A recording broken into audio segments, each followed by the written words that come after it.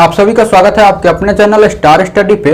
हम लोगों ने नंबर ऑफ फैक्टर्स को समाप्त कर लिया था और मैंने उसमें एक चीज आपको छोड़ रखा था, अभाज्य गुणनखंडों की संख्या निकालना। ठीक है, अभाज्य गुणनखंडों की संख्या निकालना मैंने उसमें छोड़ रखा था। और आपको मैंने एक चीज बताया था क्या कि 2015 के बाद एसएससी वालों ने इस टाइप का प्रश्न पूछना छोड़ दिया। इसके पीछे लॉजिक क्या है, क्या कहानी है, चलिए आज पूरा उस पर डिटेल एक्सप्लेन कर रहे हैं कि इसके पीछे क्या कहानी है, क्यों 2015 के बाद एसएससी वालों ने इस टाइप का प्रश्न पूछना छोड़ दिया। ठीक है, चलिए आते हैं। मान लीजिए कि आपके पास कोई नंबर क्या दे रखा हो, 4 से 20, क्या दे रखा हो 4 से 20, और आपसे पूछा है क्या कि इसके अभाज्य गुणनखंडों की संख्या बताइए। क्या बताइए, इसके अभाज्य गुणनखंडों की संख्या बताइए। मतलब वैसे गुणनखंडों की संख्या बताना है। अभाज्य गुणनखंड समझते हैं ना, वैसे गुणनखंड जिसके केवल और केवल क्या हो, 2 फैक्टर हो और दोनों के दोनों डिफरेंट टाइप का फैक्टर हो। ठीक है, तो चलिए अब यहाँ से हम लोग देखते हैं। सबसे पहले मैंने जब आपको नंबर ऑफ फैक्टर्स पढ़ा रहा था तो एक चीज समझाया था कि जब भी इस टाइप का प्रश्न हो, अभाज्य गुणनखंडों की संख्या निकालना या गुणनखंडों की संख्या निकालना या सम गुणनखंडों की संख्या निकालना या विषम गुणनखंडों की संख्या निकालना या सभी गुणनखंडों का योगफल निकालना, तो सबसे पहला काम आपका क्या होगा, प्राइम फैक्टर में तोड़ना।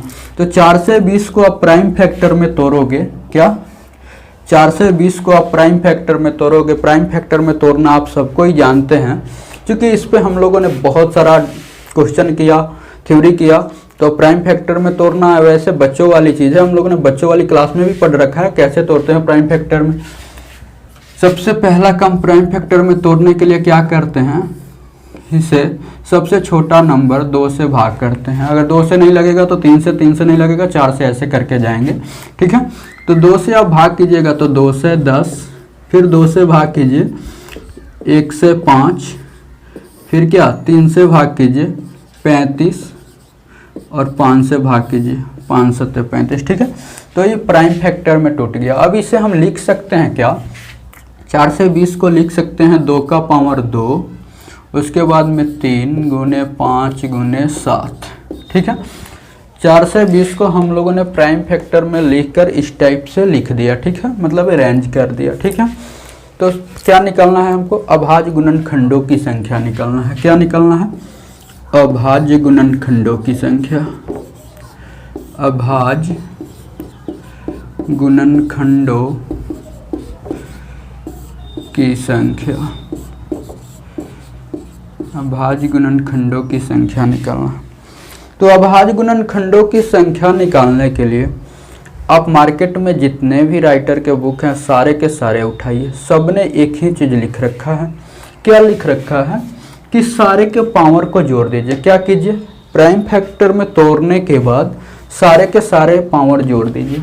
तो देखिए यहाँ 2 है तो यहाँ पे 2 लिए, 2 का पावर 2, यानी पावर लेना है हमको। ठीक है, अभाज्य गुणनखंडों की संख्या बराबर लिख रखा है sum of power, sum of power. ठीक है ना, मतलब प्राइम फैक्टर में तोड़ने के बाद सारे के पावर को जोड़ दीजिए। तो यहाँ देखिए 2 का पावर 2 है तो मैंने यहाँ से 2 उठाया, इसके बाद यहाँ 1 यहाँ 1, तो सबको यहाँ पे 1 + 1 + 1 क्या निकल कर आया 5।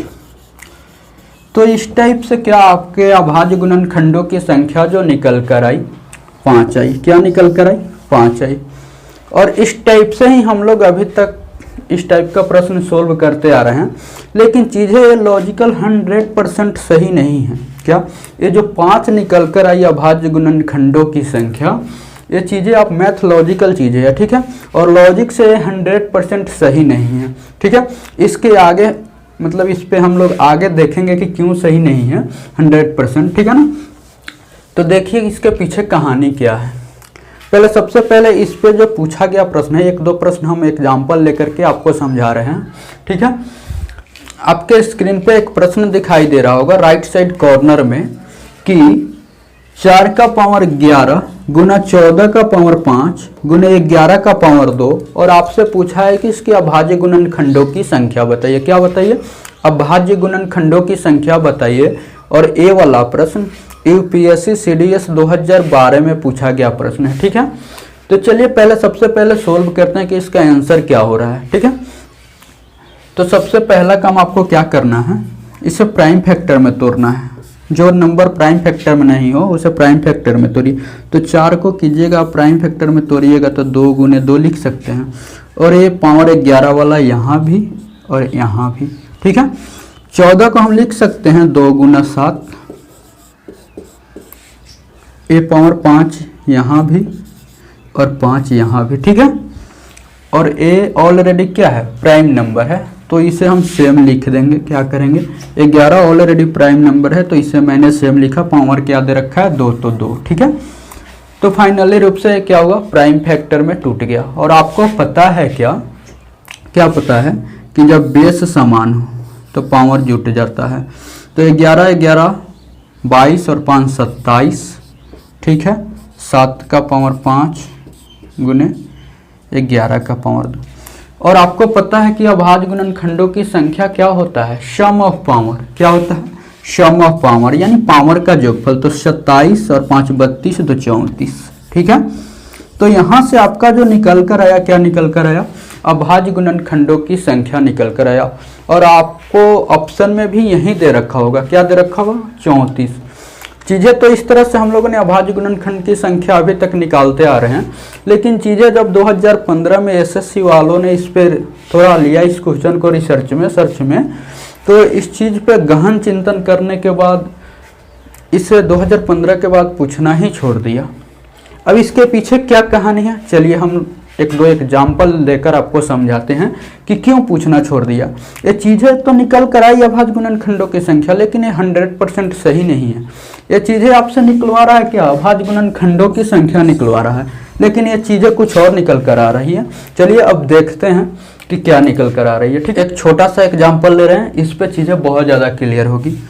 मान लीजिए कि कोई नंबर क्या है, 24। क्या नंबर है, 24।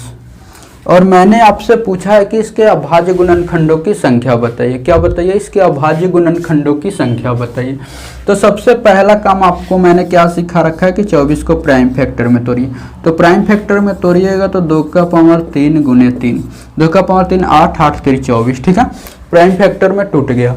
तो प्राइम फैक्टर में तोड़ने के बाद क्या आया, ये 2 का पावर 3 गुना 3। और आपको क्या चाहिए, अभाज्य गुणनखंडों की संख्या चाहिए। क्या चाहिए आपको, अभाज्य गुणनखंडों की संख्या चाहिए। तो अभाज्य गुणनखंडों की संख्या बराबर अभाज्य गुणनखंडों की संख्या बराबर सम ऑफ पावर। अभी तक तो हम लोग यहीं पढ़ कर आ रहे हैं, सम ऑफ पावर यानी पावर का योगफल। तो यहाँ से पावर 3 और यहाँ से 1, तो 3 + 1 क्या निकल कर आया, 4। क्या निकल कर आया, 4। तो अभी तक जितने बुक है मार्केट में उसके अकॉर्डिंग आपका आंसर निकल कर आएगा 4। लेकिन ये चीज़ें लॉजिकल सही नहीं है। अब चलिए देखते हैं कैसे लॉजिकल सही नहीं है। सबसे पहले 24 यहाँ पे नंबर आप उठाइए। 24 मैंने छोटा नंबर जानबूझकर लिया ताकि चीज़ें आपको ज़्यादा क्लियर हो पाए, ठीक है। तो 24 का सबसे पहले आप गुणनखंड निकालिए। क्या निकालिए, कितने ऐसे नंबर, गुणनखंड का मतलब कि कितने ऐसे नंबर है जो 24 को एग्जैक्ट डिवाइड कर ले। तो पहला 1 जो 24 को एग्जैक्ट डिवाइड करेगा, ठीक है। उसके बाद में 2 करेगा, 3 से भी डिवाइड होगी, 4 से, 5 से नहीं 6 से, उसके बाद 8 से, उसके बाद 12 से और उसके बाद 24 से, ठीक है। तो ये जितने भी नंबर आपको दिखाई दे रहे हैं सारे के सारे क्या बने, 24 के फैक्टर बने, गुणनखंड बने, ठीक है। और आपसे क्या पूछा है कि अभाज्य गुणनखंडों की संख्या बताइए। अभाज्य का मतलब समझिए, कोई भी नंबर अभाज्य कब होता है, कोई भी नंबर अभाज्य कब होता है, जिसके केवल 2 फैक्टर हो और दोनों के दोनों क्या हो, डिफरेंट हो। मैं आपसे पूछूं कि 2 अभाज्य है या नहीं, तो आप बोलोगे है, इसलिए कि इसके 2 ही फैक्टर है, एक 1 और एक 2, और दोनों क्या है, डिफरेंट टाइप का फैक्टर है। क्या है, दोनों डिफरेंट टाइप का फैक्टर है। जिस नंबर के 2 ही फैक्टर बने और दोनों डिफरेंट टाइप का फैक्टर बने वो क्या होता है, अभाज्य संख्या। तो वैसे ही गुणनखंड हमको चाहिए, अभाज्य 24 के अभाज्य गुणनखंड चाहिए। क्या चाहिए, 24 के वैसे गुणनखंड चाहिए जिसके केवल 2 फैक्टर हो, ठीक है। तो सबसे पहला देखिए 1 आपको पता है ये ना अभाज्य होता है ना भाज्य होता है, ठीक है। तो 1 को तो हम लेंगे ही नहीं, कंसीडर ही नहीं करेंगे, क्योंकि 1 ना भाज्य है ना अभाज्य है, दोनों में किसी में नहीं है, ठीक है। और आपसे पूछा है अभाज्य, तो देखिए तो 2 अभाज्य है या नहीं, तो आप बोलोगे है। इसलिए है कि 2 के केवल 2 ही फैक्टर बनेंगे, एक और एक स्वयं, यानी 2 बनेगा, ठीक है। तो एक हुआ यहाँ पे, और दूसरा देखिए 3 भी क्या है, अभाज्य संख्या है, 3 का भी 2 ही फैक्टर बनेगा, एक 3, ठीक है। तो 3 भी तो आपका 2 हुआ, क्या हुआ, दूसरा जो अभाज्य गुणनखंड बना वो 3 बना। उसके बाद देखिए 4 अभाज्य संख्या है, आप बोलोगे नहीं, क्योंकि इसके 2 से ज़्यादा फैक्टर बनेंगे, 1, 2 और 4, 2 से भी डिवाइड होगा, 1 से भी डिवाइड होगा और 4 से भी डिवाइड होगा। तो 2 से ज़्यादा जैसे ही फैक्टर बनेगा वो क्या हो जाता है, नंबर भाज्य हो जाता है, ठीक है। उसके बाद देखिए 6 का भी क्या, 6 भी अभाज्य संख्या नहीं है, 8 भी अभाज्य संख्या नहीं है, और 12 भी अभाज्य संख्या नहीं है, और 24 भी अभाज्य संख्या नहीं है। तो क्या निकल कर आया, 2 निकल कर आया। तो सीधा सीधा देखिए यहाँ से अभाज्य गुणनखंडों की जो संख्या निकल कर आई, क्या निकल कर आई, 2 निकल कर आई। लेकिन अभी तक हम कैसे निकालते आ रहे थे, सम ऑफ पावर कर दे रहे थे, जो निकल कर आ रहा था क्या, 4, ठीक है। तो देख लीजिए यहाँ डिफरेंट क्या आ रहा है, आप निकाल रहे हो ऐसे करके, तो क्या निकल कर आ रहा है, 2 ही इसके अभाज्य गुणनखंड है। लेकिन थोड़ा देर पहले हमारा आंसर क्या आ रखा था, 4 आ रखा था, जो 100% गलत है। तो देखिए चीजें आपसे कहता क्या है और निकलवाता क्या है, ठीक है। कहता क्या है और निकलवाता क्या है। आपसे पूछता है कि अभाज्य गुणनखंडों की संख्या बताइए, और आप प्राइम फैक्टर में तोड़ करके उसके पावर को जोड़ करके जो आता है वो आंसर लिख देते हैं। इसके पीछे कहानी ये है कि वो अभाज्य गुणनखंडों की संख्या नहीं निकल कर आती है, वो निकल कर आती है कि कितने बार यूज हुआ है इस नंबर को बनाने में अभाज्य गुणनखंडों की, ठीक है। मतलब अब चीजें यहाँ 8 पे आप समझिए, एक छोटा सा एग्जाम्पल मैं लेकर आपको समझा रहा हूँ, ठीक है। देखिए 8 को मैं लिख सकता हूँ 2 का पावर 3, और मैं आपसे पूछूं कि इसमें अभाज्य गुणनखंडों की संख्या बताइए, तो आप बोलोगे सम ऑफ पावर। तो पावर क्या दे रखा है, इसके बाद तो कोई नंबर ही नहीं है, तो सीधा सीधा आप बोल दोगे 3, क्योंकि इसके बाद कोई पावर नहीं है, तो आप कुछ जोड़ोगे नहीं, तो सीधा सीधा आपका आंसर आएगा 3। लेकिन जब आप 8 को तोड़ोगे, क्या 8 को तोड़ोगे, जैसे 1, 2, 4 और 8, इन 4 नंबर से क्या होगा, एग्जैक्ट डिवाइड होगा, तो चारों क्या बना, फैक्टर बना। लेकिन इसमें आप देखोगे कि अभाज्य गुणनखंड कितने हैं, तो केवल और केवल आपको 1 दिखाई देगा, केवल और केवल आपको 1 दिखाई देगा। इसके अलावा कोई भी नंबर है इसका जो अभाज्य गुणनखंड है, तो आप बोलोगे नहीं। तो यही चीज आपको समझना है कि 8 को बनाने में आपसे पूछता है कि अभाज्य गुणनखंडों की संख्या बताइए, लेकिन वो अभाज्य गुणनखंडों की संख्या ना निकलवाकर वो आपसे ये चीज निकलवाता है कि 8 को बनाने में अभाज्य गुणनखंडों की कितनी बार प्रयोग हुई है। तो आप देखोगे यहाँ जो 3 निकल कर आया, अगर 2 का हम 3 बार प्रयोग कर दें तो क्या 8 नहीं बनेगा, एकदम बन जाएगा। 2 दूनी 4 और 4 दूनी 8। तो आपसे यही चीज निकलवाता है, पूछता कुछ और है और निकलवाता कुछ और है। चीजें क्लियर है। अगर थोड़ा भी डाउट है आपको तो कमेंट सेक्शन में आप कमेंट कर सकते हो, ठीक है। आपसे पूछता है कि अभाज्य गुणनखंडों की संख्या बताइए, लेकिन आपसे वो निकलवाता क्या है कि कितनी बार यूज हुआ है अभाज्य गुणनखंडों की इस संख्या को बनाने में, ठीक है ना।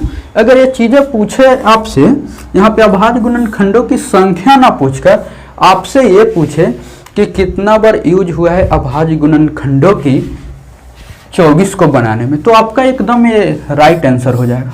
लेकिन जब ये अभाज्य गुणनखंडों की संख्या पूछे, इस कंडीशन में लॉजिकल 100% गलत निकल कर आएगा आंसर। इसलिए इसके 2015 के बाद एसएससी वालों ने इस टाइप का प्रश्न पूछना बिल्कुल ही छोड़ दिया है। आप कोई भी पेपर उठा लो 2015 के बाद, एक भी प्रश्न आपको नहीं मिलेगा अभाज्य गुणनखंडों से रिलेटेड, क्योंकि यहाँ पे आकर चीजें फंस गया। उसके बाद इस पे ये वाला प्रश्न पेंडिंग हो गया, 2015 के बाद पूछना छोड़ दिया है, ठीक है। तो अब पूर्ण रूप से आपका नंबर ऑफ फैक्टर समाप्त हो गया है, ठीक है, जो एकदम बेसिक लेवल से स्टार्ट हुआ। नंबर ऑफ फैक्टर्स बहुत छोटा चैप्टर है और इस पे हम लोगों ने लगभग 10 क्लास किए, जो ज़्यादा देर ड्यूरेशन का क्लास नहीं था, लगभग आधे घंटे का क्लास था। और हम लोगों ने 10 क्लास किया, इसमें पहले थ्योरी किया, उसके बाद शीट प्रैक्टिस किया, ठीक है। और उसमें बहुत जितने भी टाइप के आपके प्रश्न बने नंबर ऑफ फैक्टर्स में, हम लोगों ने सबको देखा बारी बारी से, ठीक है। तो इस टाइप से देखिए, समझिए, और जहां दिक्कत है कमेंट जरूर कीजिए, और वीडियो अच्छा लग रहा है तो लाइक कमेंट शेयर जरूर कीजिए, अपने दोस्तों को सजेस्ट कीजिए। और हाँ, अभाज्य गुणनखंड से रिलेटेड किसी भी प्रकार का डाउट है तो आप कमेंट सेक्शन में जरूर बताइए, ठीक है। तब तक take care, see you, bye.